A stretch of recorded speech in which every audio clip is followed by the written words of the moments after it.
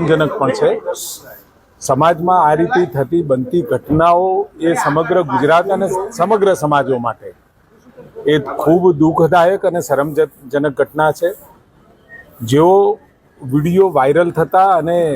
ગૃહ વિભાગના ધ્યાનમાં આવતા સુઓ મોટો કરી અને જાતે જ પોતે ફરિયાદ કરી અને 15 જેટલા આરોપીઓ જે આઈડેન્ટિફાય થયા છે વિડીયોના માધ્યમથી એ લોકોને એરેસ્ટ પણ કરી લીધા છે। અને એ બાબતે જે કલમો અથવા તો જે પ્રકારે ગુનાની ગંભીરતા હતી એ જોતા જે કલમો શક્ય હોય એ બધી લગાવી અને તાત્કાલિક એમને પકડી લીધા છે। એટલે આવી પ્રકારની જે ઘટના બની, ચાહે વ્યક્તિગત રીતે પણ ક્યાંય હોય કે સમાજની અંદર બે સમાજો વચ્ચે બનતી પણ ઘટના હોય, તો આવી ઘટનાની અંદર જ્યારે પણ સરકારના ધ્યાનમાં આવે છે, ગૃહ વિભાગના ધ્યાનમાં આવે છે, એટલે તરત જ એ